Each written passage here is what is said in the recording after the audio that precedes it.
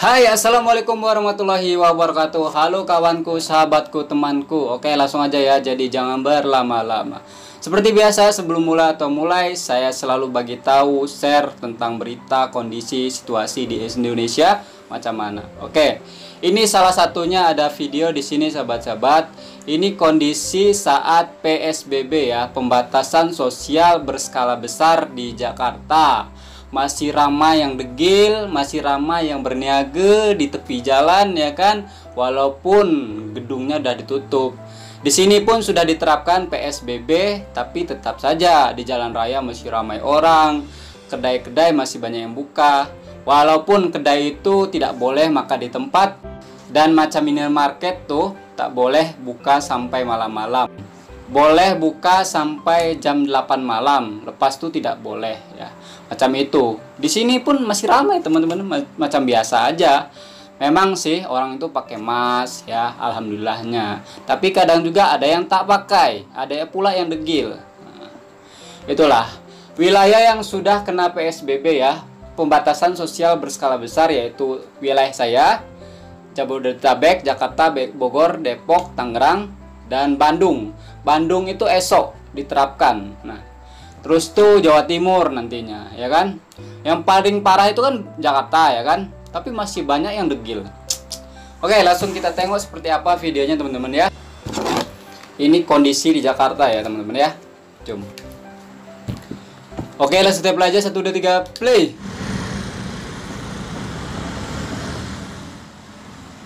Sebelumnya pemerintah Provinsi DKI Jakarta melalui Perumda masih ramai yang berniaga Pasar Tanah Abang di Jakarta tepi jalan sejak tanggal 27 Maret hingga 5 April mendatang. Kebijakan ini dipilih sebagai langkah antisipasi alhamdulillah pakai mask dia ya, yang tengah mewabah di ibu kota sebagai ini infeksi tak pakai mask ini di Indonesia. Berkumpul-kumpul. Namun hingga Sabtu sore, tampak sejumlah pedagang kaki lima atau PKL di sekitar Pasar Tanah Abang tidak mengindahkan larangan berjualan seperti yang diimbau oleh pemerintah. Masih ada yang degil macam ini. Pemprov DKI Jakarta sudah mengumumkan agar masyarakat menjauhi tempat ramai atau kerumunan. Tuh. Endang Isyawati misalnya, warga Kelurahan Kebon Kacang ini nekat berjualan di trotoar meski sepi pembeli. Wabah di ibu kota, pendapatannya turun drastis. Jualan satu baju ini berapa? Biasanya, pedagang yang telah berjualan 20 tahun di tepi jalan ini mengantongi... Wow, 20 tahun cuy, berniaga. Lama kali. Namun kini hanya mampu mendapatkan 100 hingga 200 ribu rupiah per hari dari hasil menjual pakaian. Nah, ini semenjak Pasar Tanah Abang ini beberapa blok ditutup oleh pemerintah, begitu ya, karena ada anjuran untuk menghindari kerumunan massa, masyarakat, keramaian. Itu terkait dengan antisipasi untuk mencegah. Nah, Ibu sendiri dengan ditutupnya Pasar Tanah Abang ini ada dampak yang signifikan nggak untuk berjualan?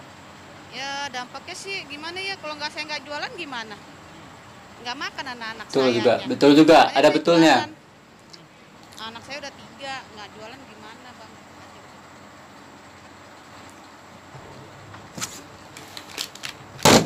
Anaknya sudah 3, tak berniaga macam mana? Nak makan apa?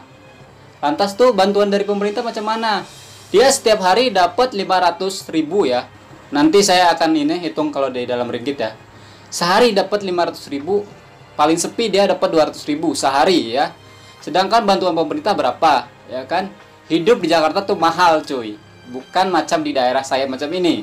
Kalau di daerah macam saya ini, Tangerang ya, makan sama telur masih dapat 3 ringgit ya. Kalau di Jakarta paling murah itu antara 8 ringgit sampai 10 ringgit. Itu sekali makan ya. Nah, Jakarta cuy, mahal, apapun serba mahal. Nah, kencing bayar, ya kan? Kecuali kentut. Kalau kentut free. Nah. Jakarta itu saya udah pengalaman teman-teman. Saya pernah tinggal di Jakarta, saya pernah jalan-jalan ke Jakarta ya kan. Sekali makan tuh mahal. Beda dengan tempat saya. Tempat saya masih murah lah. Tidak bisa disalahkan 100% teman-teman ya. Di sini harus ada andil dari pemerintah ya. Kalau di Malaysia kan para peniaga itu udah ada jaminan, udah ada ibaratnya sumbangan ya. Macam company itu macam-macam itu udah ada, masing-masing tuh udah ada dari pemerintah, itu kerajaan udah ada ya. Kalau di sini paling bansos, lepas tuh buat para pekerja, lepas tuh apalagi tuh buat para pedagang tuh tidak ada di sini nampaknya, tidak ada ya. Nah itulah harus dikoreksi sama pemerintah supaya para peniaga itu tidak berniaga. Gimana caranya? Itu solusinya. Oke, next teman-teman, mulai tanggal 24 April ya, dilarang balik kampung bagi siapapun. Oke, ini beritanya teman-teman. Jom. Oke, sudah belajar 1 2 3 play. Pemerintah menyebut larangan mudik akan mulai berlaku pada Mudik tanggal balik kampung 24 ya. April 2020. Nantinya jalan tol tidak akan ditutup tetapi dibatasi penggunaannya, yaitu hanya diperuntukkan bagi kendaraan pengangkut logistik, bahan pokok, kesehatan, dan perbankan. Sementara untuk penerapannya akan dilakukan secara bertahap. Mulai 24 April tidak boleh balik. Paling-paling juga ada yang menggatal tak balik, pasti ini. Pasti. Tengok saja lah. Kalau kalian menggatal tak balik kampung, aduh. Saya takut nih yang terjangkit banyak nanti nih. Tapi mudah-mudahan lah pemerintah lebih tegas ya. Tol-tol itu tutup ya, jalan-jalan tuh banyak diblok ya. Macam itu. Caranya agar mereka tak balik kampung. Tapi kalau tak balik kampung, di bandara makan apa? Nah, baik lagi. Bingung juga teman-teman, bingung ini nih. Kalau lama-lama di banda ya, rayu di banda ya, ibaratnya tidak ada penghasilan, tak kerja ya. Macam mana? Bingung juga di sini. Dilema cuy, dilema. Macam mana? Baik lagi ke pemerintahnya masing-masing. Oh, serba salah sebenarnya, serba salah, betul tak? Itulah. Oke, next teman-teman, kebetulan tadi petang ada sahabat dari Malaysia, Kak Ina ya, pajang status di WhatsApp dia ya. Saya tertarik dengan status beliau ya. Kak Ina ya, sorry. Ini dia tajuknya teman-teman ya. Dari Metro ya teman-teman. Frontliner Malaysia diiktiraf dunia. Saya tahu ya, diiktiraf itu apa setelah saya searching di Google. Diakui dunia kan? Wow. Ini sesuatu kebanggaan lagi buat Malaysia. Kemarin kan Dr. Nur Hisam salah satu dokter terbaik di dunia. Lepas tuh Frontliner Malaysia. Wow, the best, perfect. Oke, kita akan bacakan teman-teman ya. Perdana Menteri Tan Sri Muhyiddin Yassin menzahirkan penghargaan kepada petugas barisan hadapan yang bertungkus lumus. Ini bahasa baru lagi buat saya.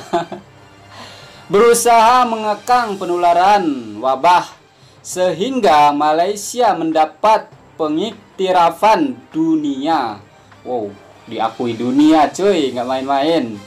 Pada suatu sidang video bersama petugas kesehatan Hospital Sungai Buloh, Muhyiddin menyifatkan pengiktirafan itu hasil daripada peranan yang dimainkan mereka dan kesemua barisan hadapan yang lain. Saya sampaikan kepada mereka yang dunia kini mengiktiraf keupayaan negara dalam menangani penularan wabah. Ini semua adalah karena peranan yang dimainkan oleh mereka dan semua barisan hadapan dalam menjayakan langkah yang diambil kerajaan. Sorry kalau kata-kata saya terbatas-batas, soalnya ini kata-katanya beza sekali dengan bahasa Indonesia ya. Harap dimaklumin. Next, kita adalah antara yang terbaik di dunia. Terbaik di dunia. Congratulations buat Malaysia. Namun saya ingatkan bahwa perjuangan belum akhir, betul. Masih banyak yang perlu kita lalui, katanya dalam hantaran menerusi laman Facebooknya hari ini. Sidang video pagi ini turut disertai pengarah Hospital Sungai Buloh, Dr. Kuldip Kaur, pakar perubatan penyakit berjangkit Dr. Yasmin Mohamed Ghani, dan 7 anggota perubatan di berbagai peringkat yang terlibat memerangi wabah di hospital itu. Muhyiddin berkata, situasi terkini perkembangan case wabah dalam negara yang menunjukkan tren penurunan adalah hasil peranan dimainkan petugas kesehatan serta semua anggota barisan hadapan seperti Polis Diraja Malaysia, Angkatan Tentara Malaysia, Jabatan Sukarelawan Malaysia, Angkatan Pertahanan Awam Malaysia, dan berbagai agensi lain termasuk para sukarelawan yang bertungkus lumus melaksanakan tugas masing-masing. Perdana Menteri turut menyifatkan kesemua mereka sebagai wira, betul, wira, hero sesungguhnya, negara yang bekerja keras sejak dari awal wabah ini dikesan. Ya betul teman-teman, mereka kerja siang malam petang ya kan, nggak habis-habis, penat ya kan. Bahkan mereka merelakan bertemu dengan ahli keluarganya, bukan ahli ya, keluarganya ya kan, adiknya, kakaknya, ibunya, ayahnya, sanak saudara, pokoknya semuanya. Wow, mereka hero sesungguhnya, wira sesungguhnya. Saya bagi pihak kerajaan telah menyampaikan setinggi-tinggi penghargaan atas kerja keras dan sumbangan cemerlang yang ditunjukkan mereka sehingga wabah ini ditangani dengan baik. Mereka sanggup mengambil resiko berdepan sesuatu yang cukup asing yang tidak pernah mereka tangani sebelum ini. Tambahannya yang turut berkongsi gambar beliau memberikan tepukan sebagai simbolik penghargaan pengorbanan para petugas harian Metro.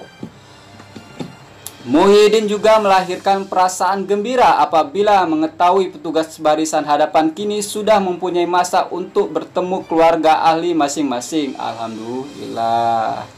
Ya, mereka melepaskan rindu ya. Selama ini mereka kan tidak boleh bertemu ya kan. Harus 14 hari dulu ya kan. Sekarang alhamdulillah ya.